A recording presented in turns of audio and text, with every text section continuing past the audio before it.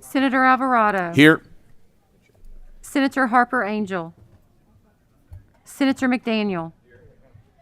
Senator McGarvey. Senator Schroeder. Senator Southworth. Here. Senator Storm. Here. Senator Thayer. Here. Senator Wheeler. Senator Nemus. Present. Senator Mills. I'm here. Very good. We have a quorum. We're duly constituted to do business. I see Dr. Douglas is out in the audience, so we're going to start with Senate Joint Resolution 150. If you'd like to come forward and introduce yourself for the record.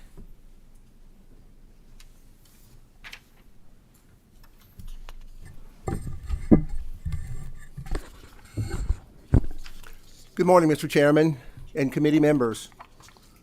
I'm Senator Donald Douglas. I represent District 22, Jessamine County, in the state Senate. Very good. The floor is yours. Thank you, Mr. Chairman. I'm here to speak this morning about Senate Joint Resolution 150. It's a resolution that terminates the declaration of emergency regarding the SARS-CoV-2 virus and declaring an emergency. Now, the original emergency was declared by our governor on March 6, 2020. Easy for me to remember. It's my birthday. There have been many changes that have gone on since that time, and I'm not going into all of those. That's not why I'm here. But they've been in a positive direction. And this has actually been mirrored in many other states as they have changed how they are addressing this particular issue.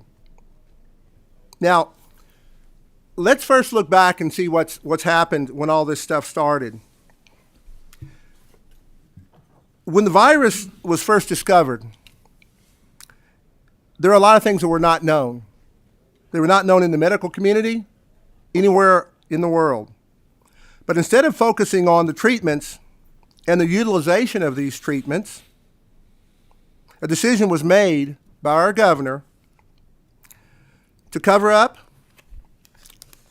to isolate, and to provide data that frankly most people did not understand.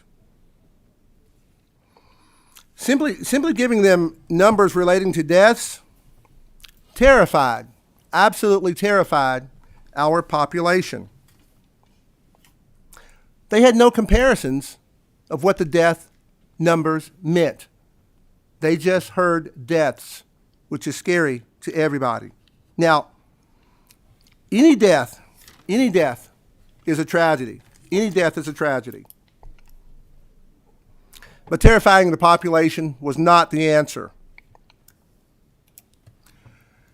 When the emergency started, what we saw statewide suspension of elective medical procedures, statewide mask mandates, travel restrictions, schools shut down. We saw business closures. Heck, at even one point, we saw the Kentucky State Police being sent to our churches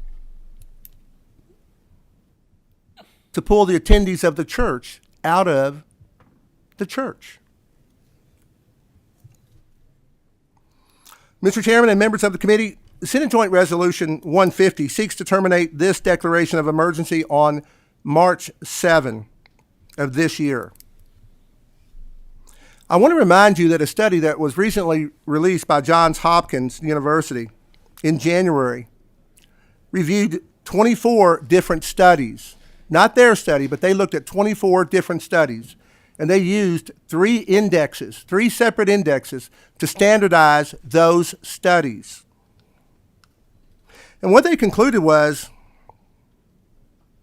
that the lockdown only reduced COVID deaths by 0.2%, Mr. Chairman. 0.2%.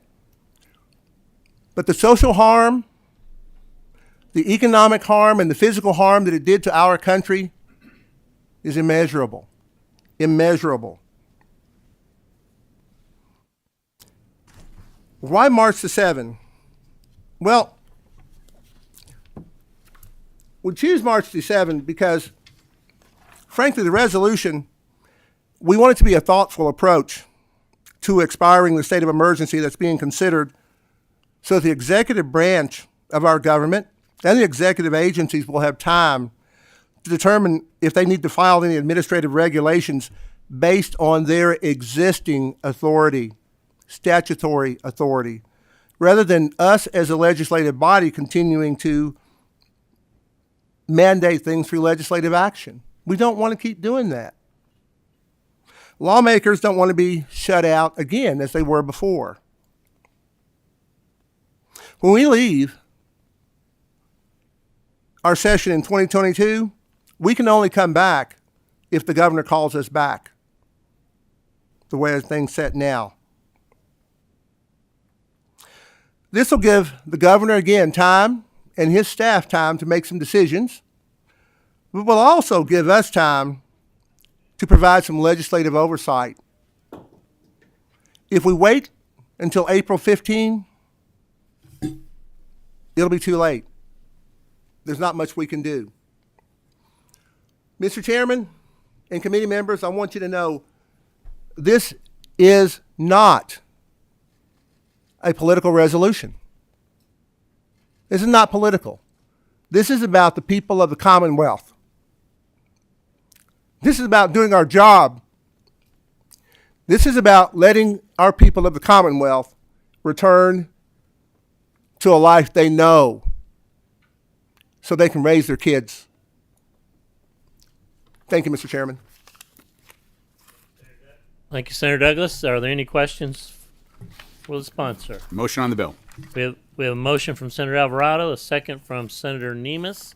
Madam Clerk, please call the roll. Senator Alvarado. Aye. Senator Harper Angel. Mr. Chairman, I'd like to explain my vote. Yes, you may. I actually had a question, but Oh. you didn't see me. Oh, sorry. Um, We, so I'm going to just vote no and leave it at that. Thank you. Senator McDaniel. Senator McGarvey. Senator Nemes. Aye. Senator Schroeder. Senator Southworth. So am I vote, Mr. Chairman? yes, you may. I'm going to vote yes. I'm a co-sponsor of this resolution, and I want to say thank you to all of the people that are supporting this right now.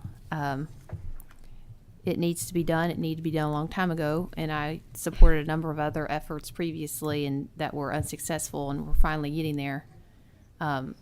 We promised 2 years ago, before I was even elected to this body, that this was coming the following year, last year. And I filed a bill to accomplish that goal after I didn't see it happening, and it didn't happen. And then I think we claimed it was going to happen last year later, and it didn't. And anyway, I fully expected this year it was going to happen before now, and it didn't. But we're finally here. And Kentucky is now going to be behind, I think, Washington State, Seattle area, New York, California, a number of other states that should have been behind us. I just want to take this moment. Of course, I'm fully supportive of this effort, but I want us all to remember at some point Kentucky needs to start being the leader and not always wait for everybody else first. Thank you. Senator Storm. Aye. Senator Thayer. Aye. Senator Wheeler. Aye. Senator Mills. I vote aye. And Senate Joint Resolution 150 passes 9-1 and passes with favorable expression. Thank you, Senator Douglas. Thank you, Mr. Chairman. Next item we're going to take up is Senate Bill 135, Senator Howell's bill. If he and his group will come up to the podium or to the desk. You can introduce yourself for the record, and the folks that are with you, if you could have them introduce themselves. Thank you, Mr. Chairman, members of the committee. Jason Howell, Senate District 1. I have Barry Timler with me from Kentucky Land Title. I was supposed to let him introduce. I don't pay attention to enough of what Senator Mills said. Barry Timler with the Kentucky Land Title Association. I'm Tabitha Clemens, Grant County Clerk, representing the Kentucky County Clerks Association today. Welcome to our committee. The floor is yours. A couple of things. First of all, we have a committee sub on this. We have a motion and a second on the committee sub. All in favor, say aye. Aye. Sub is before us. There you go. Thank you, Mr. Chairman. As you know, there was a task force this summer on modernizing the clerk's offices across the Commonwealth. There was a lot of hard work that went into a lot of people, a lot of input from a lot of affected groups, the clerks groups, the fiscal courts, the bankers associations, the realtors, car dealers. Everybody was involved, and we hammered out a pretty good product. We decided to split the effort up into two bills. This is the land title bill. There's a car title bill that has started in the House and is now over to us. It's a House Bill 284. And a couple of people that are here with us today took the lead on a lot of this. There was a lot of good input, a lot of good work in the committee. I know Senator Wheeler was a member of that committee. And also Randall Roof on our staff did an excellent job of keeping up with all of this and putting all this together. And I'd be remiss if I didn't mention our appreciation for him keeping up with this and doing everything that he did for this. Basically, in a nutshell, this bill goes and brings our clerk's offices into the 21st century, and then getting us more mainlined with being able to file things online, being able to look at records online, being able to do some of the things that we do in our circuit court system now as far as online filings. There's a lot of details in this bill that I can go into if I need, but right now I'd kind of like to turn it over to Ms. Clemens and let her talk on some of the basics of the bill.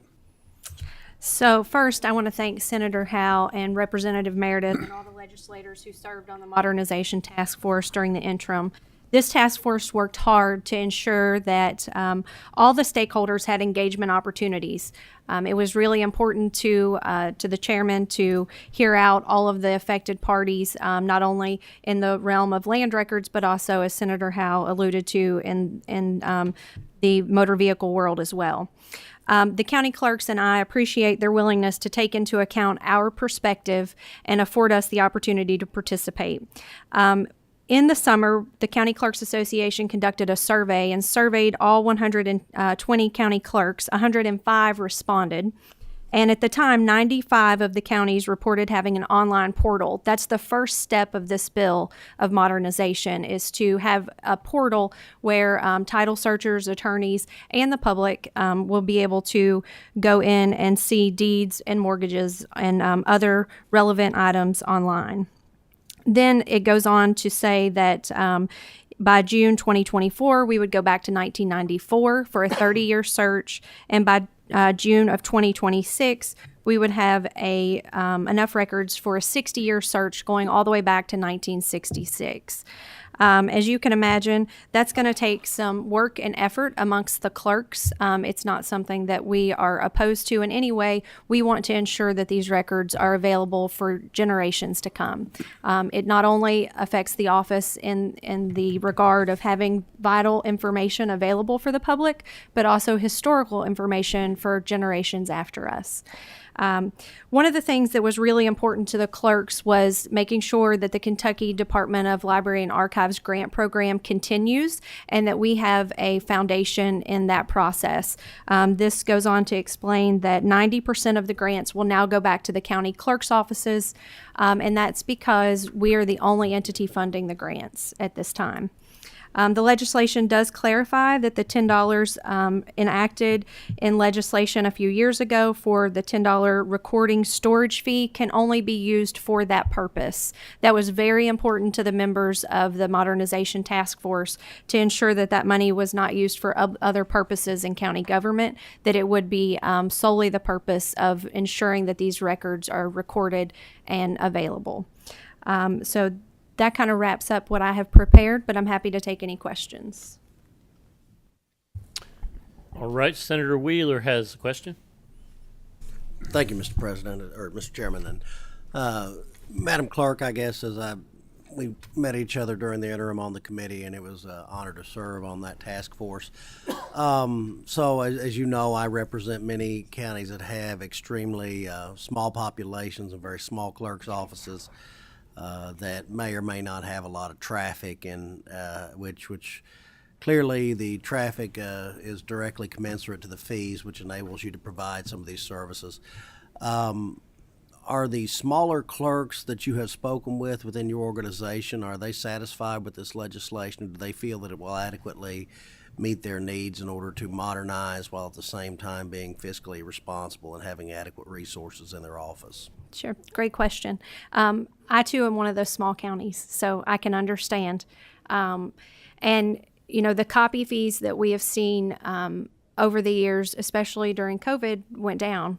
But what we have been able to see is that the $10 document storage fee, when being appropriated correctly, will help maintain that. The other piece of the puzzle is we have filled out a Senate intake form for some appropriation through the budget to ensure that we can meet the requirements of this bill. And that's really important to understand, is that it's going to take a lot of work in back scanning and back indexing with our vendors to ensure that we have those records available.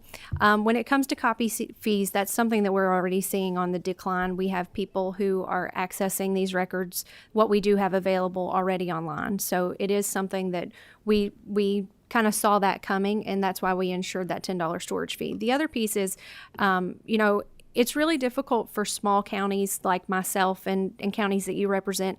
We don't have a dedicated grant writer. So that's something that our association has really taken a hold of and has thought through, really providing training specifically to writing grants to obtain this KDLA money, so that we can ensure that we are getting that money back into not only us small counties, but to all the counties who help support that grant.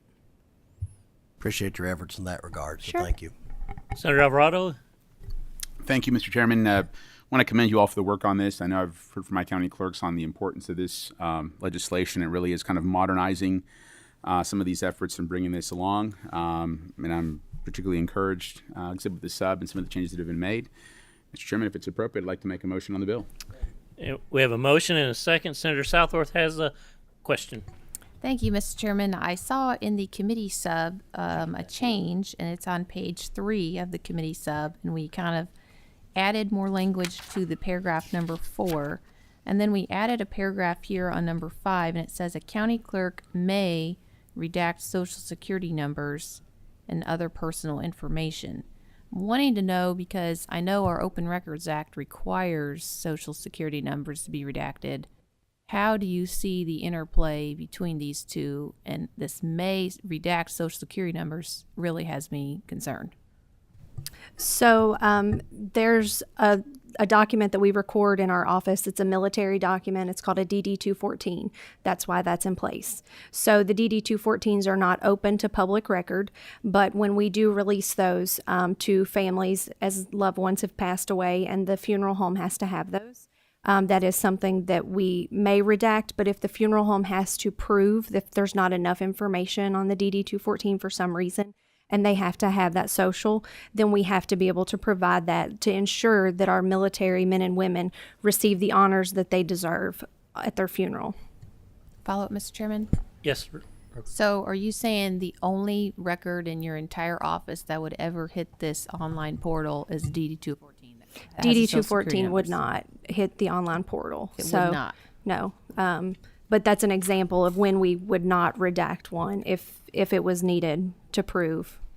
Then why does it say electronic copies of recorded instruments if we never The electronic copies of recorded instruments would also be, there's recorded instruments that go back 60 years that have socials. So all of the state and federal liens have social security numbers on them back from some time ago. As we're scanning in these documents, that's not something that we want to be able to be out there. But at the same time, if there is a document that requires the social to be proven, like releasing a lien, the title searchers are going to need that information. So it seems like maybe we need to not have it hanging out there on the electronic copies, but if they needed the full information, they'd have to contact your office?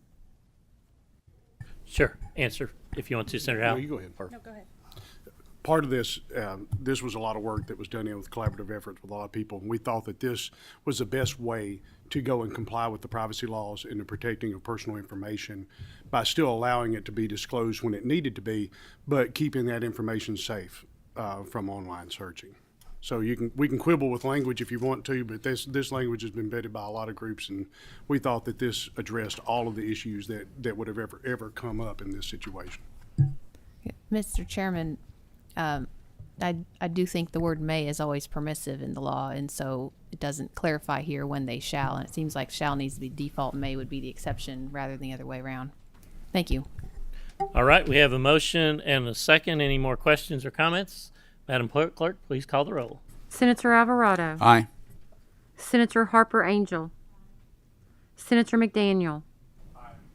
Senator McGarvey. Senator Nemus. Aye. Senator Schroeder. Senator Southworth. It's been a vote, Mr. Chairman. Yes, you may. Mr. Chairman, I came here because I was planning to vote yes on this, but I'm actually going to record a pass vote because I think that having unclarity on whether Social Security numbers are posted online is not something we want in our law. Certainly, I don't think that a good clerk, which I have one of those, is going to let that kind of stuff happen. But at the same time, we need it. The law, when the law says it, that's what we have to follow, right? And I think that we need that clarified. That's important enough to say, let's keep working on it, and then we can come back to it. Thank you. Senator Storm. Aye. Senator Thayer. Aye. Senator Wheeler. Senator Mills. I vote aye, and Senate Bill 135 passes with favorable expression 9 to 1 pass vote. And we also have a title amendment if we can adopt that. We have a motion and a second. All in favor say aye. Aye. Title amendment is adopted. Thank you, Senator Howe. Thank you, Mr. Chairman, members of the committee. Thank you so much. Our final item before us today is an item brought to us by Senator Nemus. Senator Nemus is going to come down to the desk. That is Senate Bill 158. Senator Nemus, introduce yourself for the record, and the floor is yours. Thank you, Mr. Chairman. I'm Senator Nemus from Bullitt County, and online we have Brian Thomas from the Finance Cabinet. Welcome, Mr. Thomas. So I have Mr. Thomas on here just in case I don't explain it properly or you have some questions that I can't answer. But this is a real easy reorganization of the Finance Cabinet, just one portion. The Division of Fleet Management, they want to move from the Office of Administrative Services to directly be under the Secretary of Finance. We have a motion from Senator McDaniel, a second from Senator Wheeler. Would you like to continue, or would you? All right. Madam Clerk, please call the roll. Senator Alvarado. Aye. Senator Harper Angel. Senator McDaniel. Aye. Senator McGarvey. Senator Nemus. Senator Schroeder. Senator Southworth. So my vote, Mr. Chairman. Yes, you may. I'm going to vote yes. Thank you for bringing this. I look forward to getting some improvements in this office. And I just wanted to register an interest in looking at getting fleet cars from our Georgetown Toyota plant. That's something I would like to see. I drove enough of these cars that I was concerned about at 100,000 miles. In a Camry, I would not have been concerned about. Thank you. Senator Storm. Aye. Senator Thayer. Like to explain my aye vote? Yes, you may. I vote aye, and I'd like to back up the comments of Senator Southworth. You don't have to ever worry about a Camry. They'll go for 500,000 miles. Senator Wheeler. Aye. Senator Mills. I vote aye. Senate Bill 158 passes with favorable expression 10-0, and same shall pass on to the Senate floor. I believe this completes our agenda. Members, thank you for your time. And